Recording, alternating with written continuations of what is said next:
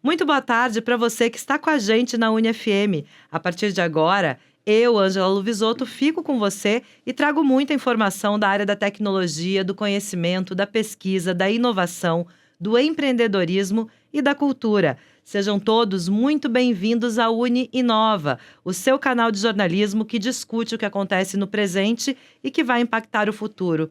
E que, claro, vai fazer a diferença no seu dia a dia. Vamos juntos, está no ar o Uni Inova.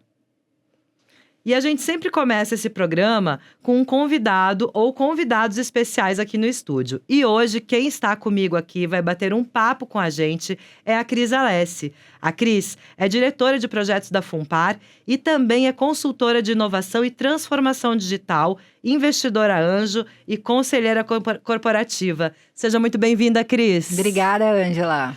Bom, e a gente já começa a entrevista com uma pergunta. Vou pedir para que você se apresente, conte um pouco da sua própria trajetória até aqui. Como foi a experiência com o poder público no Vale do Pinhão e de que forma o trabalho que você desenvolve hoje na Funpar complementa o que você começou lá na cidade de Curitiba? Bom, primeiro é um prazer, sempre muito legal falar de ciência, tecnologia e inovação. Inovação tem sido a minha vida há muitos anos, né? Há 20 anos eu trabalho com transformação digital, sou publicitária de formação.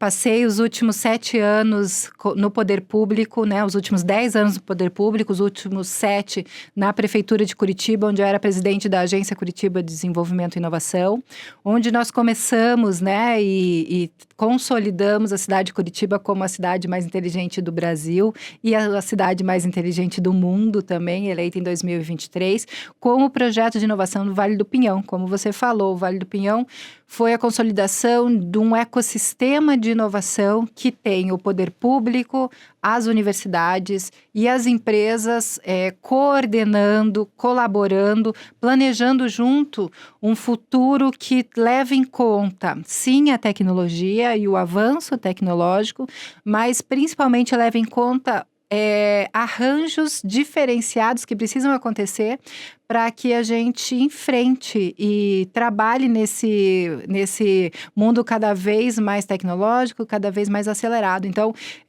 toda essa ação da construção do ecossistema do Vale do Pinhão, né, da consolidação do ecossistema Vale do Pinhão, se reflete na consolidação e articulação com as pessoas. E é isso que as universidades fazem, né? As universidades, elas no mundo inteiro são centros pulsantes do ecossistema. Então, a Funpar, como a Fundação de Apoio à Universidade Federal do Paraná, ajuda justamente nessa consolidação da universidade como centro de ebulição de pesquisa, desenvolvimento e inovação, mas também nós, como Fundação de Apoio, trazemos a iniciativa privada para mais perto da universidade e o contrário também é verdadeiro, a universidade para mais perto da sociedade. Perfeito, Cris. Bom, e pela sua experiência, o que uma cidade deve ter? Qual é o ambiente ideal para que o ecossistema seja de fato próspero e produtivo? Sempre me perguntavam, né, qual é a receita para fazer uma cidade mais inteligente, né? E a minha resposta é sempre a mesma, ela parte das pessoas. Não existe tecnologia que resolva problemas. O uso das tecnologias pelas pessoas é que resolve os problemas. Então, a cidade, ela precisa ter primeiro um plano. Quais são os seus objetivos, quais são os seus desafios e quais são suas oportunidades. Por isso que não dá para replicar um plano de cidade inteligente entre cidades diferentes. Porque as particularidades de uma cidade com 2 milhões de habitantes, como Curitiba, né, que com uma região metropolitana que é totalmente conurbada, chega a 3 milhões de habitantes, não tem como você comparar uma cidade, as ações de uma cidade grande como essa, com uma ação de uma cidade de 100 mil habitantes, de 300, de 500 mil habitantes. Precisam fazer ações diferentes, mas a essência de fazer a transformação da cidade a partir das pessoas, a partir do seu ecossistema, essa é a mesma. Então, o que a cidade tem que ter para que ela consolide um ecossistema de inovação engajamento, um planejamento conjunto, numa colaboração muito forte entre as instituições, entre as entidades e principalmente entre as pessoas, e um senso de comunidade, de pertencimento, de urgência. Porque, como eu falei antes, nós estamos vivendo num mundo onde a transformação acontece muito rápido, também por causa da tecnologia. Então, esse senso de urgência é fundamental para que o ecossistema também evolua. E as empresas também precisam estar preparadas de certa forma, correto? Com certeza.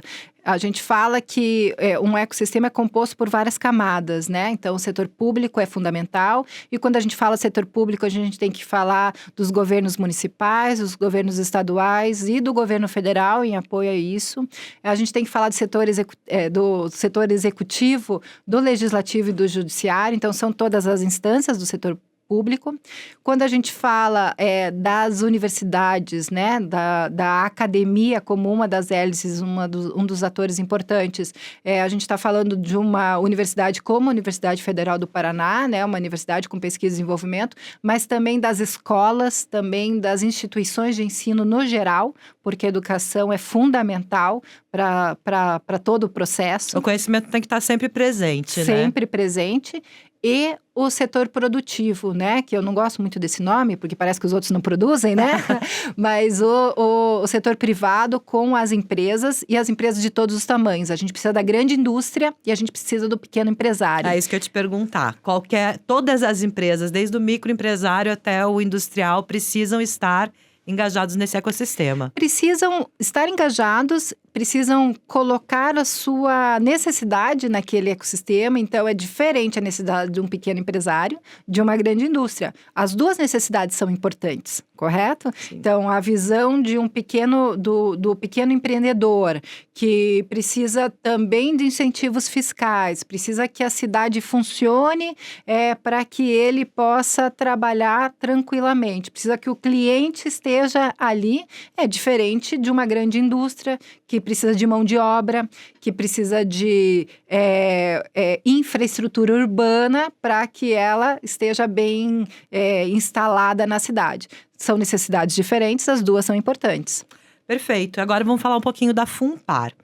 Qual é o papel da FUNPAR na promoção do conhecimento e da inovação, tanto dentro do ambiente acadêmico, quanto também para fora, para a sociedade?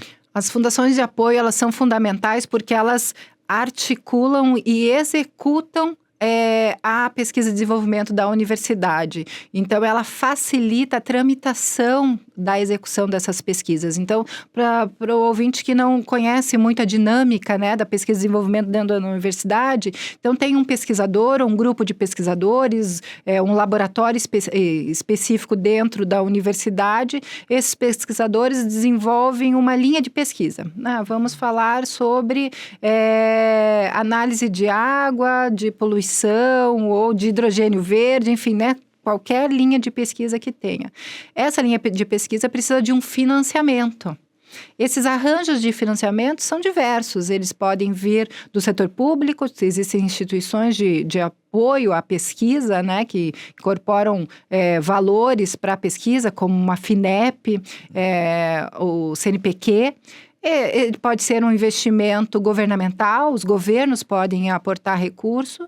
Ele pode ser um investimento do setor privado, uma empresa pode aportar recurso nessa pesquisa de desenvolvimento.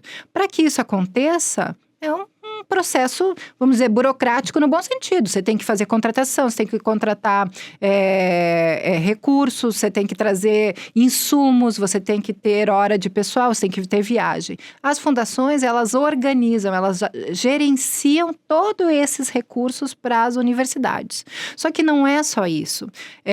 A fundação e a FUNPAR, ela tem trabalhado fortemente nisso, ela também é uma facilitadora dessa comunicação entre intramuro da universidade e o fora do muro da universidade, né? Às vezes essa relação não é simples, ela não é dinâmica, né? Porque o pesquisador está muito ocupado e focado na sua pesquisa, porque leva muito tempo para você resolver, né, uma questão importante de pesquisa, e muitas vezes as empresas, elas estão tão focadas no seu mercado que elas não enxergam na universidade a solução, às vezes, dos seus problemas. Então, a FUNPAR, ela tem se posicionado cada vez mais com esse ente que faz essa interlocução entre as necessidades do setor, entre as necessidades da sociedade e as necessidades do pesquisador também, facilitando essa vida dos dois lados, assim. E conectando essas partes, né? Conectando essas partes. E a universidade, ela tem mais um papel fundamental, além dessa pesquisa avançada, que é fomentar a pesquisa básica. Então, assim, é muito importante que os alunos, os jovens nas universidades tenham essa visão de que a ciência, ela traz solução para problemas complexos da sociedade. A gente sabe que traz, né? Então,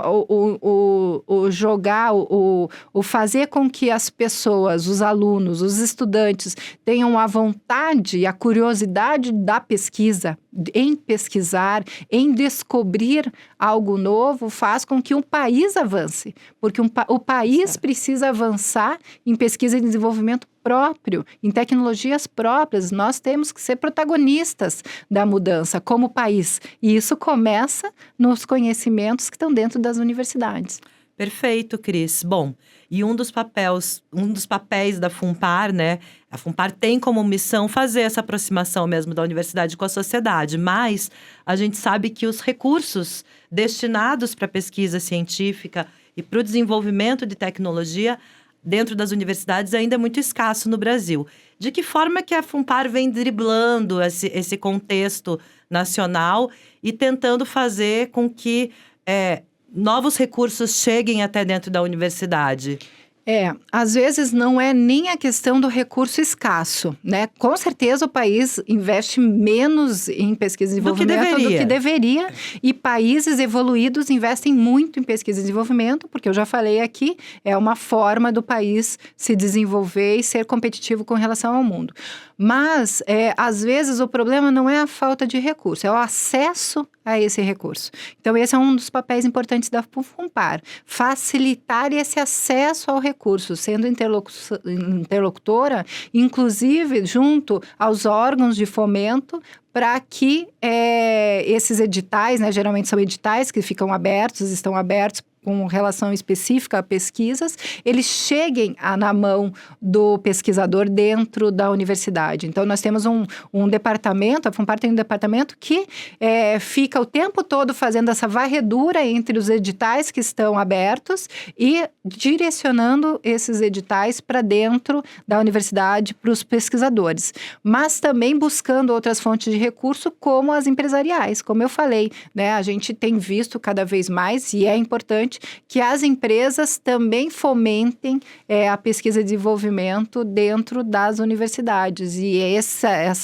essa abertura de projetos e de editais é o que a FUNPAR também está fazendo. É uma ação nova da FUNPAR, né? A gente está fazendo a partir do último ano e tem dado resultados. Bom, já começamos a falar um pouco mais sobre outras fontes de recursos, vamos falar também sobre inovação aberta. Muitas empresas, instituições de ensino, startups estão falando sobre esses processos. Queria que você explicasse para a gente como funciona e que ganhos isso traz para o desenvolvimento da inovação, enfim, para que a inovação de fato aconteça de uma forma mais acelerada. Quando a gente fala em inovação, é uma coisa intangível, né? É difícil você materializar a inovação. A inovação, ela está na tecnologia que a gente está usando para transmissão ao vivo aqui, na tela que a gente está usando, no computador, no celular, a tecnologia está aqui, a inovação está aqui nessa tecnologia, mas a inovação também pode ser em processos, processos, ela pode ser em novas formas de relações industriais, ela pode ser em novas formas de, inclusive de comunicação com o seu público. Não precisa ser complexa, né? A Não inovação precisa. não é complexa. O que a gente fala é que a inovação é fazer alguma coisa de forma diferente, buscando resultados diferentes. E não é isso que é importante a gente buscar, porque se a gente faz a mesma coisa buscando resultados diferentes, normalmente a gente não terá resultados diferentes. Então, a inovação busca justamente isso. Se o mundo está mudando, se as pessoas, o comportamento das pessoas está mudando, se a nossa própria relação com o trabalho, a relação com os bens, né? A gente não usa o carro como usava antes, a gente não usa a cidade como a gente usava antes, a gente não se relaciona como a gente se relacionava antes, nós também temos que buscar novas formas de fazer o que a gente fazia antes. Então, eu acho que o primeiro ponto da visão da inovação aberta é entender que nós precisamos buscar novas formas de fazer. Como sempre foi feito, então a empresa tem lá, normalmente grandes empresas têm seu departamento de pesquisa e desenvolvimento, com profissionais, né, de alto nível, muito qualificados, e a inovação acontece ali, no chão de fábrica que a gente fala, né? A inovação acontece naquele ambiente. Mas tem uma coisa muito importante sobre inovação que a gente sabe, que a diversidade é importante para a inovação. Pontos de vistas diferentes nos fazem chegar a lugares diferentes. Porque não é sobre o que eu sei, é sobre o que coletivamente a gente consegue aprender uns com os outros. E essa é a essência da inovação aberta.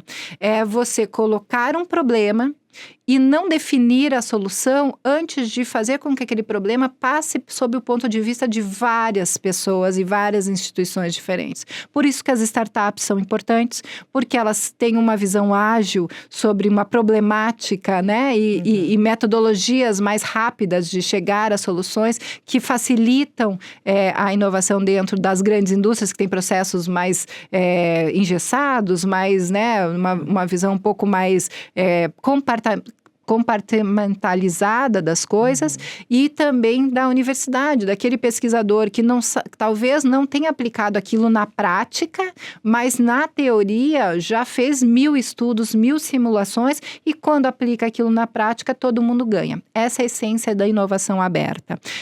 Você trazer esse problema, a empresa, a indústria trazer o problema para fora do seu chão de fábrica e aí buscar esse grupo que colabora. Só que é um pouco de ilusão achar que é uma passe de mágica.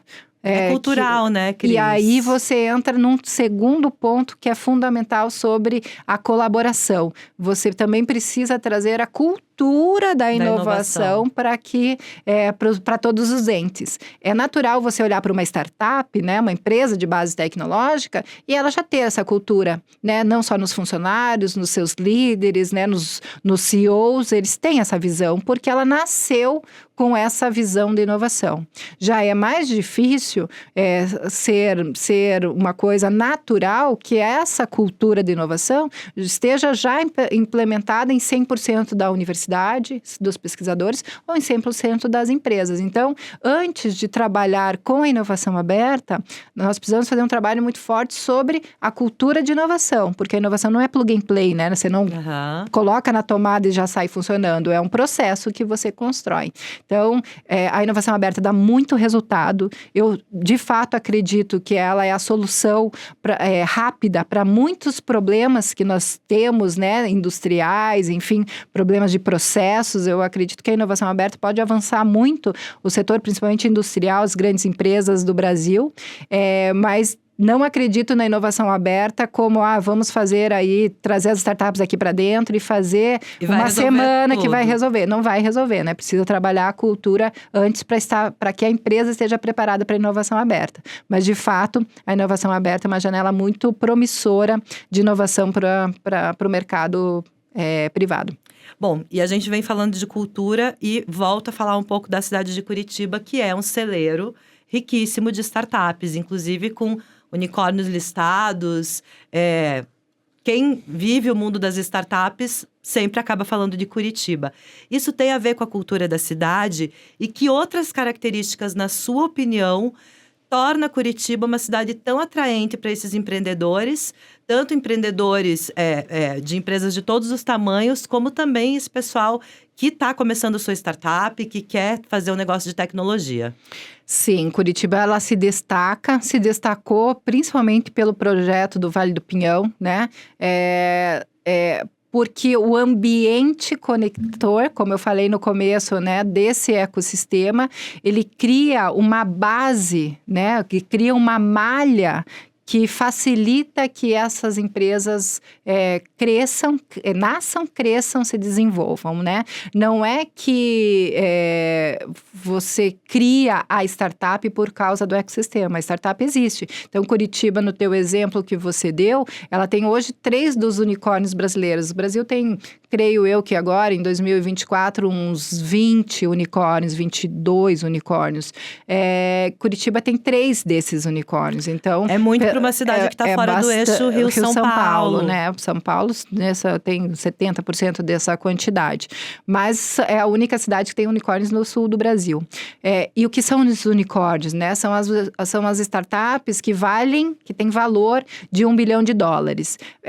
É muito questionável sobre ser um unicórnio é o alvo de toda startup. Não quer dizer isso. Mas a gente sabe que uma startup que chega nesse valor é uma startup bem-sucedida e é isso que a gente quer, que as startups sejam bem-sucedidas. Então, esse ambiente que favorece essa colaboração, né? Um ambiente que favorece a abertura das empresas, que traz incentivos fiscais, inclusive, para que as empresas de base tecnológica invistam em pesquisa e desenvolvimento para chegarem em produtos e serviços melhores, que atraia mão de obra qualificada, que gere mão de obra qualificada nas suas universidades. Curitiba tem várias universidades importantes, a gente falou da Universidade Federal, mas tem que citar, né, várias universidades, a Tecnológica, a Universidade Positivo, a PUC, o Instituto Federal do Paraná, né? Então, a gente tem uma rede de grandes universidades, fora as outras universidades, né? São mais de 50 instituições de ensino grandes na cidade, né? Então, a geração do talento acontece. Fora a qualidade de vida. Curitiba é uma cidade de grande qualidade de vida. Por que a qualidade de vida é importante? Porque as pessoas, elas abrem seus negócios aqui e elas querem manter os seus negócios aqui, porque elas querem criar seus filhos aqui, elas querem que seus funcionários vivam numa cidade boa para se viver, e você consegue atrair mão de obra de qualquer lugar em uma cidade boa para se viver. E um ambiente bom de se estar, como Curitiba, né? Esse ecossistema pujante, mas esse ecossistema promissor, atrai também grandes investidores. E por isso que o ecossistema de startup... É um ciclo virtuoso. Com certeza. Bom, e na tua opinião, o Paraná está indo para o mesmo caminho? Para o mesmo caminho, a gente teve, né, uma entrevista aqui na Uninova algumas semanas atrás, justamente do secretário de Ciência e Tecnologia do Estado do Paraná, o do Bona, onde ele falava justamente nisso, né, as ações do governo do Estado para incentivar os ecossistemas locais espalhados pelo estado como um todo. O Paraná tem grandes incentivos também para o desenvolvimento da pesquisa e desenvolvimento, para o desenvolvimento da inovação como um todo. Então, tem várias startups que saem daí, pensando no eixo Paraná, saem do eixo Curitiba e se espalham pelo estado como um todo. Porque o agronegócio é muito forte e a gente tem essas startups focadas no agro, né? Focadas no agro, mas nós temos um grande ecossistema de biotecnologia muito forte, que tem a ver com o agro, mas tem a ver com outras áreas também. A gente tem áreas de saúde, ambientes onde se estuda e se desenvolve muita questão de saúde, que é um outro setor que tecnologicamente tem mudado muito, né, promissor, e a gente sabe que muita coisa acontece.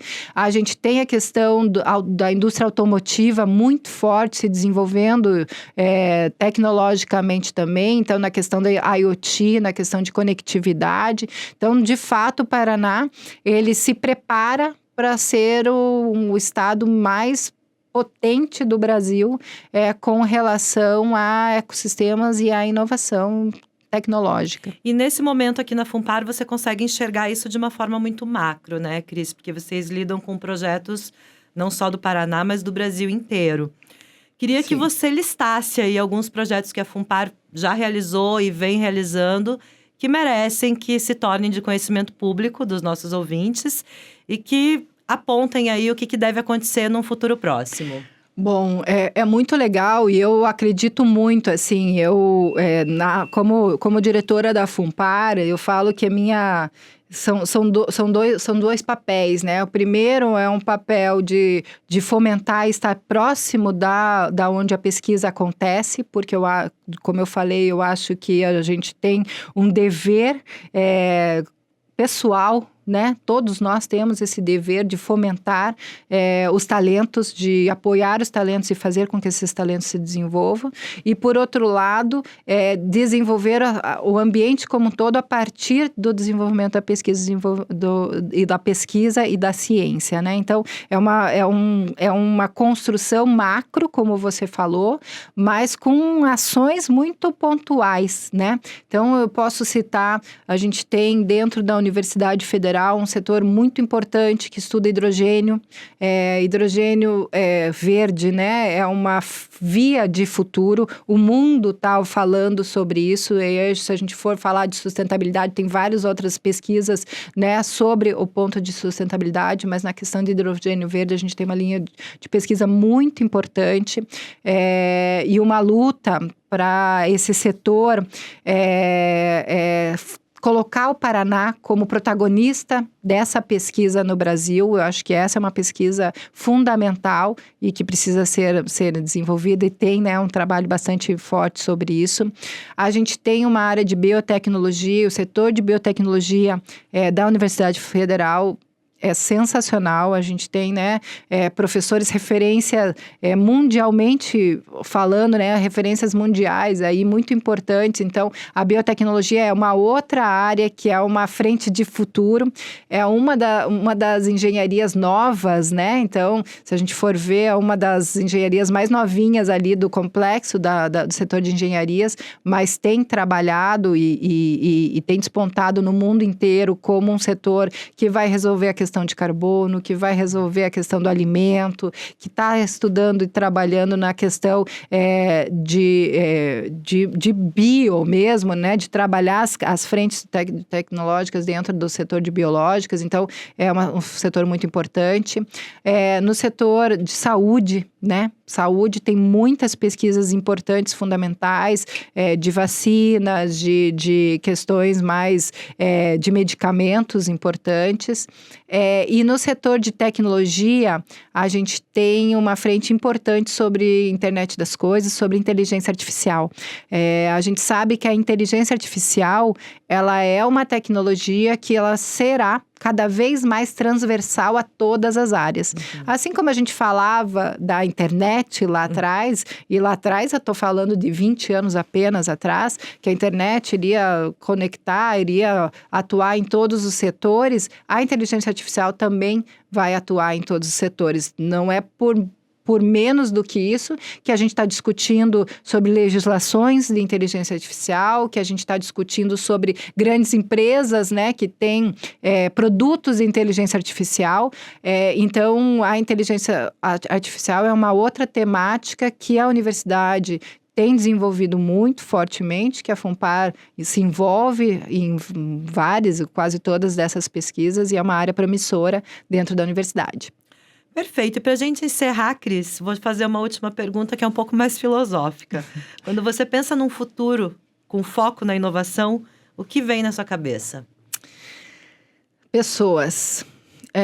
Não... Tudo é sobre pessoas, né? A gente, às vezes, tenta discutir a inovação sob o ponto de vista do produto, e não é isso. Quando a gente quer resolver a questão, por exemplo, eu falei da inteligência artificial, vamos regular a inteligência artificial. Você não tem que regular o produto da inteligência artificial, você tem que regular a relação das pessoas quando você está colocando essa tecnologia, essa inovação. É uma ferramenta, no né? final das contas, é sempre sobre pessoas. Então, as janelas de futuro é como a gente pode auxiliar as pessoas nessa transição que estamos vivendo como sociedade. Nessa transição tecnológica, então, colocando na camada de tecnologia, como a gente pode auxiliar nos empregos, na empregabilidade, como a gente pode auxiliar na questão etária sobre a adoção da tecnologia, como a gente pode auxiliar na questão de uso da tecnologia pelas pessoas. Então, essa é uma frente. Como a gente pode auxiliar o comportamento ou mudar o comportamento das pessoas para que a gente diminua os impactos climáticos, né? Que é um ponto importante e se a gente não trabalhar com inovação, a gente não vai resolver um problema complexo que os problemas climáticos que a gente vive. E trabalhando com as pessoas que a gente vai resolver a questão das relações que mudaram, que mudam, a gente não sabe mais se a gente vai querer os empregos 100% presencial, se vai ser híbrido, se a gente vai precisar de um carro a combustão ou não, se o carro vai ser autônomo ou não. Então, esse comportamento de uso da cidade, dos lugares que a gente vai. Então, no final das contas, é sempre sobre o comportamento das pessoas. Então, quando eu vejo o futuro, a gente fala tanto sobre inovação e tecnologia, quando, na verdade, a gente tem que falar muito mais sobre como as pessoas vão estar vivendo bem, com dignidade, com ética, com segurança e tendo a melhor forma de relação com o outro, com o meio ambiente e com o mundo, né, como um todo. Perfeito, Cris. Muito obrigada pelo seu tempo, pela sua presença. E você vai voltar mais vezes à Uninova, porque a gente tem muito assunto para discutir a respeito de inovação. É muito amplo esse tema. E a gente falou só um pouquinho, né, Cris? Tenho certeza que você tem muito mais coisa para falar. Só um pouquinho, um prazer sempre estar por aqui. Parabéns pelo programa, Vida Longa Uninova, ali. Perfeito, Cris. Obrigada.